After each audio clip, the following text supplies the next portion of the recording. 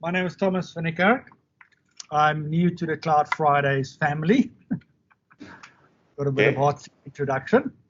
I'm basically a technologist all my life. I've been in the IT industry for about 30 years. So yeah, that kind of ages me. I started in mainframes. So that. So you are our dinosaur. No. I just know how the dinosaurs work. You know, we learn from them. Okay, sure. Yeah, I'm currently working for a company called T-Systems, and I do anything from all the way up to the cloud to down on-prem, and that's what we do. Okay, that's nice. Sure. Okay, so my name is Glen, Tsime, and I'm the Azure Solutions Specialist working from Rectron, South Africa. And for my deck, I'll be covering the logic apps and cognitive services. I just decided to move out of my comfort zone. So basically, I'm an IT pro, but I just decided to tap into this space and bring the conversation around logic apps because I feel they are more ignored. You know, guys are speaking of DevOps, they're speaking of these other cool services. So I just decided for myself to cover this, and but just do know that I'm an IT pro, a serious one. I've been doing this just for over 6 years, certified architect expert. You can call it whatever you want. So yeah, please hit next. Okay, 5 seconds. Okay, so today I will be speaking about logic apps. You can just keep clicking through. Okay, so with logic apps, it is a connection between your whatever applications you're having, whatever online services you're having into the Azure services. Can you just keep click next? Okay, so you'll have multiple connections, and there's this nice, interesting topic, Azure Service Bus. That's a message broker, basically taking a message from one place to the next. If you want to take orders from your on-prem into the cloud, then you can use Service Bus, which has queues, whereby you can have a queuing system to say if there is quite a lot of flood of messages, they can sit in the queue, and then your workers can read the messages from the queue one by one.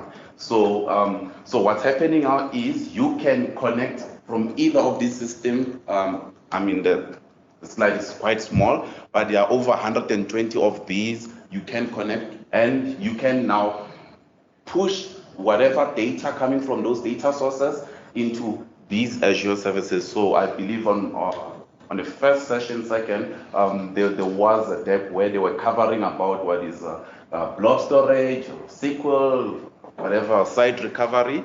But now we can now at least create a workflow to say, okay, should this happen, let this be triggered. Okay, so you can hit next.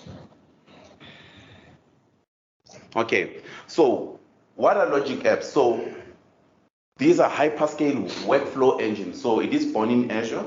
So what's happening is you can now have your nice virtual design, as you can see on the left. So you will have like a flow of tasks, and you will have triggers based on actions. So for an example, you can't see clear, but that's where when you create a record in Dynamics 365, obviously it should do some translations from XML to whatever language after that, and then you add conditions as well. So if this is true, then it can post into Slack or Teams. So it is an automated workflow. I mean, I have a demo at the very last end whereby I'll be showing you how I managed to hook Instagram into cognitive services and push an email on one workflow. Okay, so you can hit next. Yeah, questions? As I can see, you have a lot of connectors into it to integrate multiple applications within the service. Yeah. How this is different than what we say enterprise service bus or the kind of enterprise integration platform? Is there any difference or? So there is similarity, but the thing is with this now they're exposing more APIs than what you can get on Service Bus. So Service Bus is more streamlined than what you can do here. In here, I mean, you can connect to the likes of your Twitter, your Facebook, as you can see on that screenshot there. So with Service Bus, it's mainly addressing specific features which you can use with Logic Apps. I mean, this was created with a mindset of Glen is not a developer, but you'd want to use some visuals to create a workflow in order to achieve a certain task. But with Service Bus, you need to know some coding, which I try to run away from. But I think the ladies can help us in that regard. So just a quick question. How many of you have tried using Logic Apps? Yeah, hence I'm saying this is one untouched topic. Very untouched. I mean, we are all capable of doing your DRs, your VMs, your migrations, your SQL in VM or containers. But Logic Apps, actually, they are way too powerful. What is a Logic App? So a Logic App, it's a workflow engine, okay? So whereby it connects one data source to the next, and actually you can action based on the input from this other end and work on it. What's the difference between a Logic App and a function? So now, the way I understand it is, okay, a Logic App, it's a workflow, okay? So a function, it's an abstraction. Okay, so basically you running just the function, but with Logic Apps, you can now pull data also into functions. So Logic App can also speak to functions, and yeah, so. Cool. Yeah. Function is a connector, right? Yeah. So Sure. you can have, the way I think of Logic Apps is I think of if this then that. So you have triggers, and if something is triggered, then you do something, or you collect data and then you do something else. So there's a workflow, like Ben said, but a function could be part of that workflow, either at the beginning or in the middle or at the end. Yeah. So Microsoft has this other part of live cognitive services. So whereby you are connecting your apps to the human side of things. Think of Sophia. She's coming down, I think, at GovTech. You know, that robot which got citizenship in the UAE. So now Azure has such services live running for you. So the first one is Vision API. So you can, I mean, incorporate faces, feelings. I mean, you can allow your apps to understand the content of the images and the video. So you can use those as in today for speech. They can hear you and they can respond back to you, the likes of Siri. Okay, I'll stick to Siri. Okay, I'm a Mac fan, sure. So we have also language. So you can process your text and learn how, you know, what users want. And the nice thing about these APIs is they can interconnect. Okay. So after Microsoft will countries, they had cognitive services that they were demoing. Using the HoloLens. No, not okay. HoloLens. So they had a book there, and it was facial recognition. Sure. And they also had a little bot. Yeah. What have they done in terms of improving the data set that is there? Because the pre-existing data set is not inclusive. Sure. Because it has 90% sure. to 100% accuracy when it comes to white male, as opposed to black female. Sure. And I myself was misidentified by Misty, and it was this year. Sure. So, is there anything that's being done to improve the data set that's there to identify people correctly, and especially people of color in the minority that are not a part of that data set? Sure. Yeah. Okay, so I don't think it's got anything to do with the recognition. Like, have you ever taken a picture at night? Yeah. Right? And you look at how the light reflects off the different colors of skin. Yeah. I mean, they're relying on the input from the camera. Yeah. You know? So I think all the age and stuff is all there. I think that's more of like a hardware limitation, or at least that's my perspective. Okay, so with Misty, it had facial recognition, right? Mm-hmm. So now it's. But is that painting it like with dots and stuff, like Apple Face ideas, or is it still looking at a camera? Because if the lighting is crap, it's gonna change. Like if the lighting's bad on my skin, it's still gonna misdiagnose me. It's Yeah. not seeing me properly. Yeah. But now it saw Scott properly, Oh, but it couldn't see me. Yeah. So now it identified me as a male as Yeah. opposed to female. yeah. Yeah. So now that's why I was saying. Yeah, I the think stuff it's that is being I think there's done. hardware there. Yeah, so I do believe that they're doing something about it. Or you can create your own data set and train your own model for the next 50 years until it becomes that perfect. But myself, I've tried it this morning with my daughter, and it was like a boy playing. I was like, no, that's not right. So I do understand where you're coming from. But I mean, I think also it's based on the camera, on what's in the background, and it can be a lot of things. But yeah, okay. So for language, so I did mention can process text. I mean, the nice demo which Microsoft did at Ignite, the HoloLens, where the lady can now speak Japanese from English to Japanese. I would love that. I would love to hear the Japanese version of me, but they're using some of the language API. Knowledge API, that's where now you can include this into your applications to say if they need like an FAQ, and then it can search inside your knowledge base internal within your organization. So you don't need to rely on online sources. So if you guys have your own internal knowledge base, you can integrate it into your applications, and then your users can search what is this, is there any stock or whatever, then they can use that. The last part is search. So the nice thing of search is, okay, how many of you guys use Bing? I use Bing, okay? Okay, fine. So Bing does expose some APIs which you can use inside your applications in order to query anything from web, images, news. So you can have that embedded into your applications or website. Okay, next.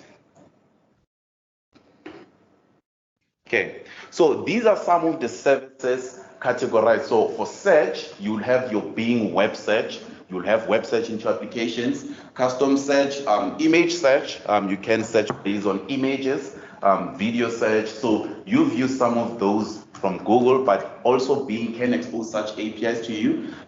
Vision API, you have computer vision where it can recognize and tag stuff within images or videos. You have your emotion. You take a selfie, it will tell you if you are happy or not. You can do that as well. The nice thing also, the content moderator. So let's say you have a social media platform for your organization. So guys are posting stuff there. So you'd want to actually moderate the content if this is content to be posted for everyone or not, and then somebody needs to approve before that post can go to the public. So you can use content moderator, which I think is still in preview. You have the others, the Bing spelling check. Speaker recognition is quite nice. You'll see on Teams when Glen speaks, it will say Glen. When Warren speaks, it will say Warren. You can use that today as well. So it's just an API exposed to you and the others just to save time. So if you want to know more, Microsoft.com Cognitive, it will give you everything. Okay, next. Okay, so next into my demo. So to save time, what I've done is I took some screenshots. Okay, so what I've done, I've created my flow to say when I upload a new media. So this is from Instagram. So ladies, they love Instagram. So now we can connect Instagram into our Logic app. And I've set the interval to be every 3 seconds. Let it check if, I mean, you're gonna pay more. So you have to do it right. Okay, so 3 seconds is quite fast. But remember, they charge you based on the transactions and how many calls are you making. So every 3 seconds, you'll be charged a certain fee. So after 3 seconds, it will check. Obviously, you have to establish a connection into that media account. So you will have it under your API connections. So you'll have all your Twitter, your Google. So in a case whereby you need to change or you've done something wrong, it happened to me. My Instagram was a wrong account, then I had to go in there and delete and create a new one. So after that, then you can add to say, okay, after 3 seconds, if there is something, use OCR. Okay, you do guys know OCR? So optical character recognition, whereby it can recognize text inside images. So what I'm saying is, I want to post an image on Instagram, and let Logic App through computer vision API extract the text from the image, and we are actually using the image source via the URL. So when you post the picture on Instagram, it will take that URL, feed it into the computer vision API, and then what it will do, it will now send me the email. Can we then build something like Perfume Shazam so that men don't get in trouble when they have to buy perfume for their... No, seriously, think about it, Perfume Shazam, right? Yeah. So look at a brand called Narciso Rodriguez, right? Next. It comes in a black and a pink. It's very different. Yeah, very different. But when you buy it, the pink is in the black box, and the black bottle's in the pink box. Yeah. Yeah.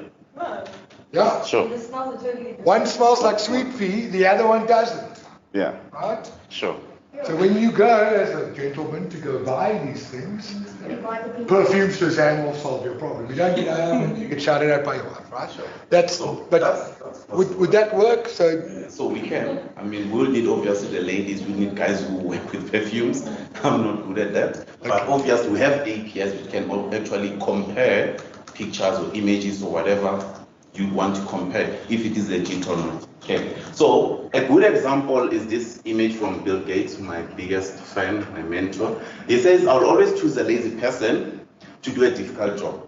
Why? Because he will find an easy way to do it. That's why we are here. We have Logic Apps. We are very lazy. We want somebody post, we can extract, load into the SQL database, done. We don't want to do the whole process. So you can see I've posted the image into my Instagram account, and next. Okay. So this is what happens on the OCR to text. So you can see that it did manage to pull the image URL from Instagram, from its CDN, and now the output, it says detected text, then exactly as it is. Okay?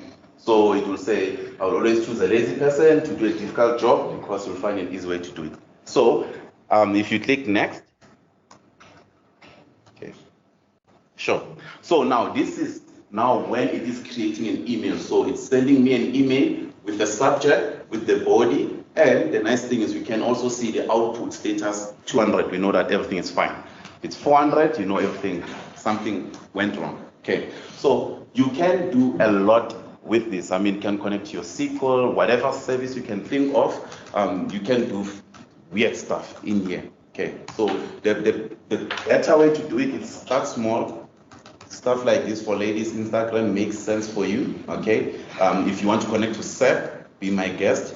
You can connect into SAP and extract all the data from there, and then do some decision making from that data. But the quickest way to do Logic Apps is start working with connectors which makes sense to you. If you're a Twitter fan, start with Twitter. I mean, it can solve something. Maybe you want to know how many followers the person who's tagging you they have, or you want to run some competition for your organization through Twitter, you can use Logic Apps. Okay, so I believe this is my last slide before Thomas jumps in. Just hit next. Yeah, so thanks guys. I'll hand over to Thomas. Glenn, I've got a question. There's a question. Yeah, questions? Sure. So that example uses cognitive services. Do you have to deploy a whole cognitive services instance to utilize the OCR capability, or is that an OCR as a service kind of thing that you can connect to and leverage? Okay, so good question. So what I've done before on my demo is I went and created the computer vision service in Azure, got the APIs, and actually loaded them onto the Logic app. So you have to create the service first before, so it will work. Otherwise, it will ask you for APS connections or whatever usernames and password you might have. So you have to prepare that first before you can even create the Logic app. Okay. Okay, cool. Okay, so what I'm going to tackle is AI and machine learning, and a little bit on the dev side. So hopefully it won't be too boring. First off, what is artificial intelligence? We hear about it literally in the press almost every other day. The scary stories, the computers are going to kill us. There's one side of it. The other side of it is that we're creating it too fast. We don't control it. We don't have any governance or regulation or anything that can happen or controlled or even be made a friendly force to deal with. The other side of it is like kind of raising one kid. And if you don't pay attention to it, it will be a rebel. And that's what I think one party or part of the conversation is about, is that if we don't have the right governance and the right people in that industry doing the stuff, we could have a rebel on our hands. And we all know what happens with rebels. So, but what artificial intelligence from a computer perspective is actually is quite simple. It just enables computers to mimic human intelligence. It uses logic, if-then rules, a lot of them. It uses decision trees and obviously machine learning to then basically almost, I don't want to say create, but in the industry they like to use the term they're creating this artificial intelligence. But it's just lines of code that does things a heck of a lot of fast and vast amounts of data. Machine learning, on the other hand, is a foundation to artificial intelligence. Without machine learning, AI would not exist. AI would not be possible. The big distinction between machine learning and AI is the fact that AI can start writing its own code. Once you've actually switched on an AI, it'll never ever be the same. Because the moment it becomes literally booted up, it starts designing itself. And thereafter, the actual developer that started with it has lost control. And that's where the scary bits with AI comes in. Machine learning, on the other hand, is basically just taking a lot of known data. It develops a model to predict something that's unknown. So for instance, when you have a lot of repetitive tasks, machine learning can improve that task because it actually will learn to do the task better. In one of my clients, for instance, they make engine blocks. So they taught a computer how to spot defects. And the way they did it is actually take an operator, and the computer watches what the operator does and what the operator identifies. And it takes pictures of when the operator says there's a defect. And it took 1,500 pictures, and it could predict a defect on the engine block better than the operator that's been working there for 30 years. That's how far the system actually would learn. Now, deep learning, which is one of the key aspects of AI, uses algorithms that permitting software to train itself to perform tasks. So that's where the quote-unquote the smart system kicks in, and it exposes neural networks to vast amounts of data. I mean, it's literally in some benchmarking, they can literally take an encyclopedia in seconds and devour everything, and then basically regurgitate it for you, which us humans can't do. Now, when do we use it? AI and ML, we'll all say, oh no, it's a big for the universities, it's not in our everyday life, we don't use it, we don't see it, it's not impacting us. Well, if you do maps, if you get suggestions in your maps, that's coming from machine learning. If you do any kind of weathers, check your weather forecasts, that's machine learning, it's predicting. Emotion recognition that even Glen was talking about, analyzing pictures to say whether you're happy, sad, or angry, that's machine learning. Facial recognition to actually start identifying you.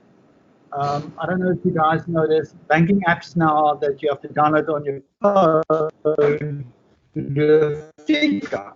One facial recognition now stored by the bank, and while the app is verifying you, they're actually checking the databases at Home Affairs as well to compare if the photo at Home Affairs, the photo on your phone is the same, and then the bank to check, hey, this person is saying, it's confirming who he is. And then obviously, translation different languages for us to understand. And of course, a big value is in search. There's literally nothing in search that is not being governed by some sort of AI and machine learning process behind the scenes to predict what your next click is going to be. The ad that's going to be served up. Have you misspelled something? Did you actually mean to search that versus that? What links to display in what order? What was the ad was clicked previously by the 1,000 people that visited the same search before you, and what ad they clicked on is the ad that you probably be presented with, and that's how it basically teaches and predicts you what you're going to do by the previous 1,000 visitors. And obviously, what is the intent, and any malicious, and then obviously it enables the whole value proposition of search. So even if you invoke search on your knowledge base at work, you'll have to go through a machine learning process to actually get value out of it. Data science. Now, data science is basically the foundation of machine learning. You know, we've got these guys that are quote unquote very smart and it's going to tell us what kind of models they're going to build. The problem with them is it's very complex. It's a lot of mathematics. Mathematics is not our favorite subjects. Not a lot of people are actually getting A's in math. It costs a lot. That's a big problem. Because the moment you have to pay these guys with math degrees, you can just imagine the pay rise that you have to pay them to keep them. It's obviously comprehensive knowledge is required. It's difficult to put solutions into perspective. So you need a simpler and scalable method. And of course, Azure Machine Learning Service is there to actually take that complexity out of the ball game. Now, what is Azure Machine Learning? It's basically saying that we want to make machine learning accessible to every enterprise, data scientist, developer, information worker, consumer, and device anywhere in the world. So basically, the objective of Azure Machine Learning is to make it accessible, that the more people use it, the better the data becomes. That's in effect what the end result is. Because if a data set is predicting what 1 billion users are going to do, it's more valuable than 500 users. So the objective is to get more data. Now, what can we do with that? Well, traditionally, we had a problem. We had data.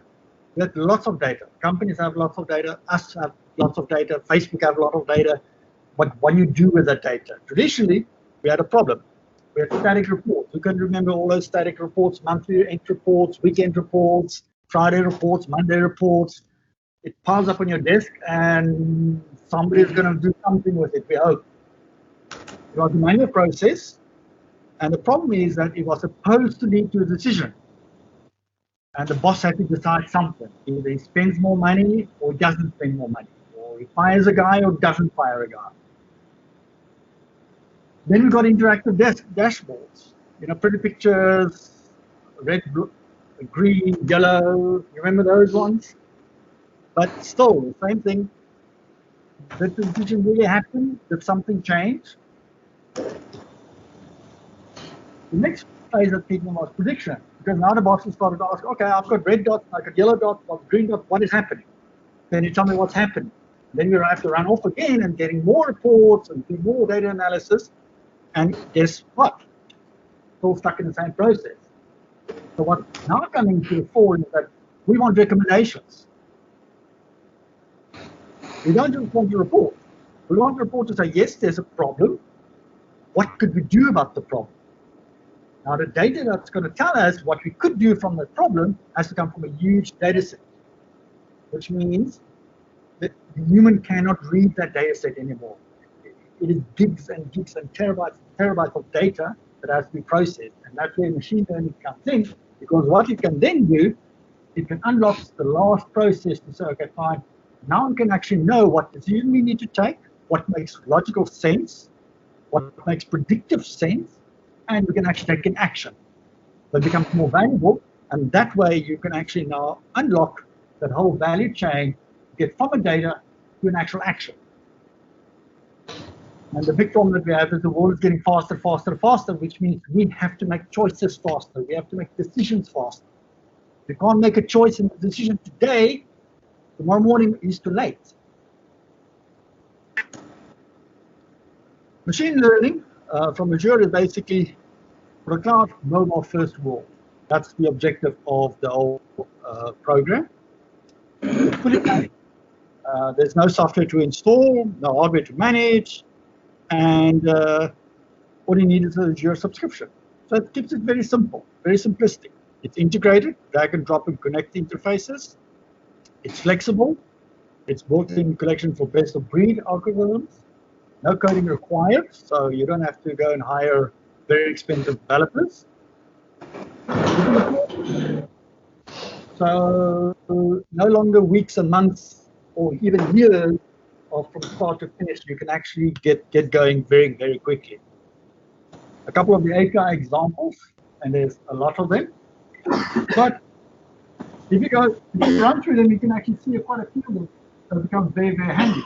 Forecasting, weather forecasting, share forecasting, investment forecasting, what is going to perform, what's not going to perform. Another example is for your classifiers. We sit with lots and lots of data at the office that we don't know what to do with. Do we delete it? Do we keep it? Is it of any value? Now you can run it through an ML and classify the data for you automatically and spit out whether that actually makes sense for you to keep. Is it historical data that can give you trends, or is it historical data that actually has no use anymore? And obviously, you've got a marketplace that you can now go and buy what you want, or you can actually create new ones and sell it as another revenue source in your business. Now, how do you start machine learning? You've got a machine learning studio. It's a browser-based visual drag and drop authoring environment. There's no coding requirement, which is awesome. It's a platform for your emerging data, so your scientists can graphically build and deploy experiments. You can do rapid, you can do it 100% easily configured. It's extensible through R and Python. It's serverless training and deployment. And the numbers are, you've got hundreds of thousands of deployed models serving billions of requests today already. And it's a very simple process that you can actually adapt for your existing business process. For instance, key use cases, go through your business process. Some things that you guys have been doing for 20 years. Nobody knows why.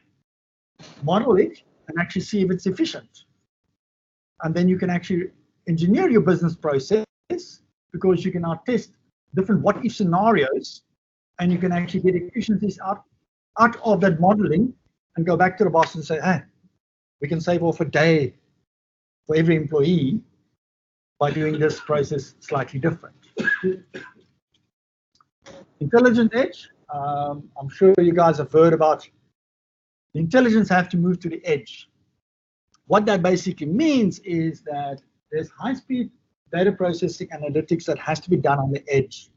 The reason being is that to put all the data into the cloud and then extract it back from the cloud onto your environment to basically answer your questions is becoming costly, and it becomes time-consuming as well. So what we've done is basically built what we refer to as the intelligent cloud, which is agile and scalable. It's unlimited computing power. Obviously, it depends on how big your credit card is. The bigger, the better.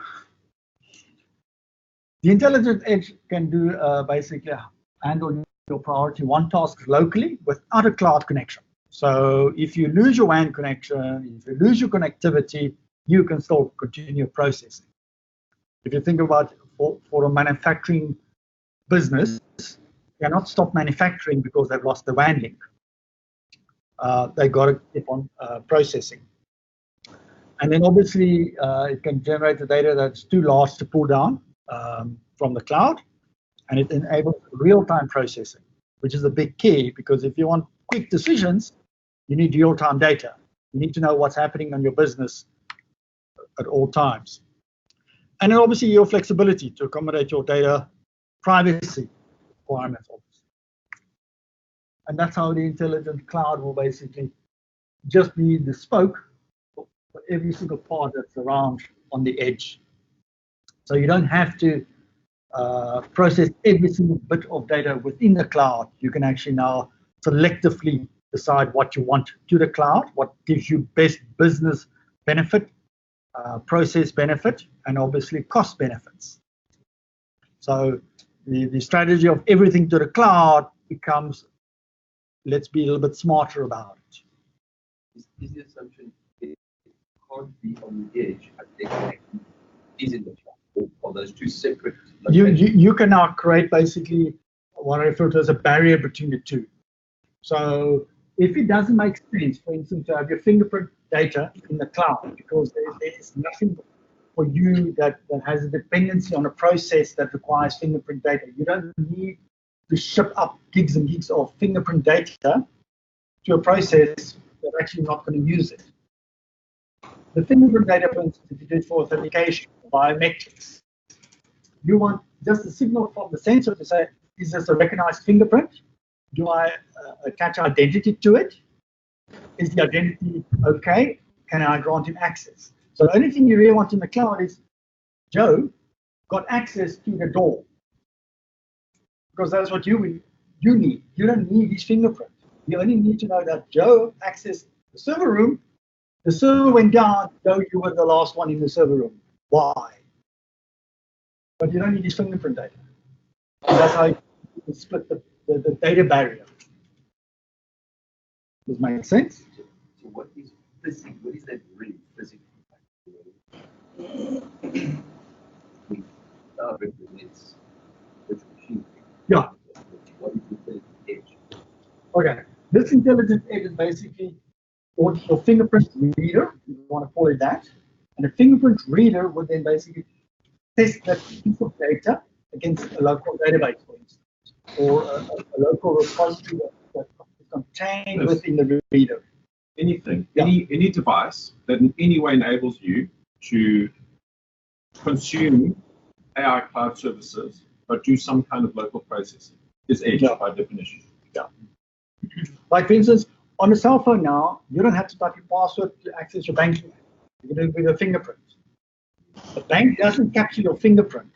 The bank captures the signal of the processor saying, is that fingerprint recognized Exactly right. to be a valid on the device? And that's all the bank needs.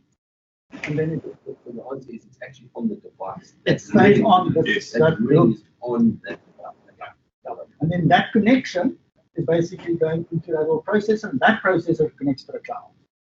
And that processor just says, yes, good, oh, no, bad.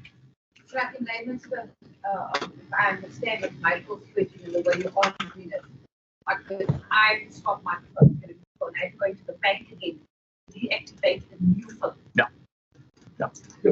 So then the bank's information of you is sitting, say, in the cloud. Yes. And you to authenticate back to your new device, so that from then on, your new device is on the edge. Yeah. And it never has to go back to Correct. Okay. the bank's database.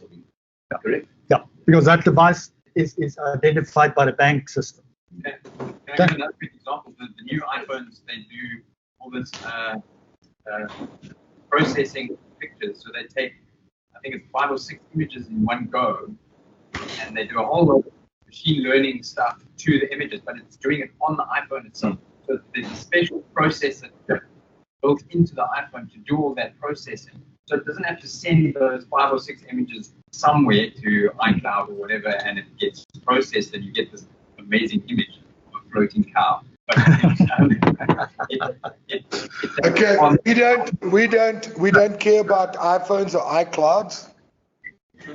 I think everyone is sort of nodding off here. People tweeting about iCloud being the worst cloud, and all of that. It's an analogy. Yes. Okay. Okay. Is that Alan Peed in the background? No, is it Alan Peed? Is it not Alan Peed? Okay, all right. Then we're okay. Then we're safe. So we want to obviously innovate across the business. So now you want to basically go at your departments. What can you do with this?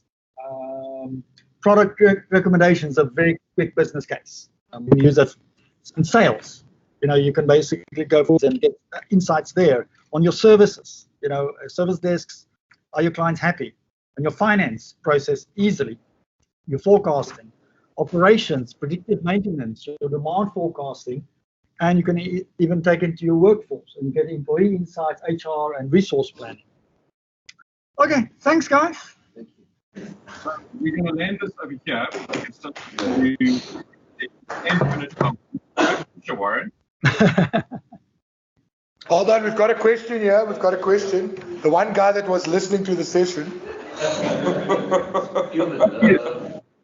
So I just want to know how easy is it to move from, let's say you've got a solution that's written with Visual Studio's API ML.NET.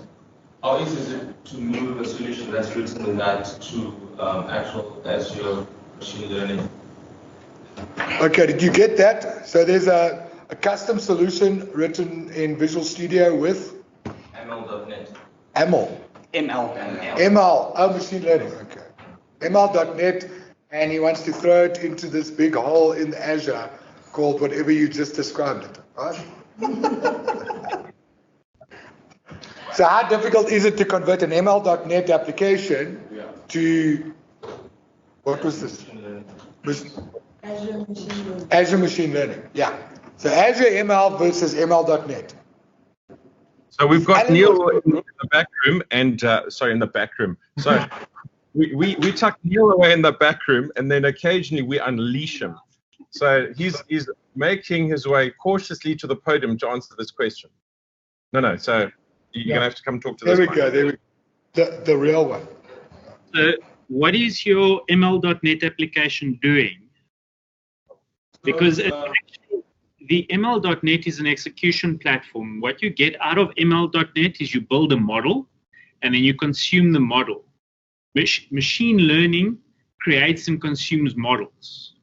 So the model is what you're going to be taking from your on-site application and pushing it into cognitive services, and you can reuse the model there, but the application written in ML.NET is a .NET application. That would be a consumer. He's not nodding yet. So for me, I think maybe even the question, or rather the concern would be, why would you build an application when there's something that's already done for you? Because it's a concept that I'm thinking of where I could use it to prototype or to convince the client to move into Azure machine learning to the cloud itself by using a custom dev solution. So are you saying that would not work? So that is exactly what your cognitive services are. They're pre-built models. They're not going to cover all your cases. And it's up to you to manipulate and specify those models to cover the cases that you are interested in. So cognitive is a good place to start, but ultimately you will be taking that as a pre-built model and feed your own information and train it to your domain. So it's really business case. If you qualify the business case, throw it into cognitive services based on the feature sets that are available there, and that way then try to build something locally to demo something, because you've already got a pre-built stack of things that you can show when it comes to ML, AI, and all the other bits. Answer your question? All right. Thank you, Mr. T and Mr. G, for that informative session.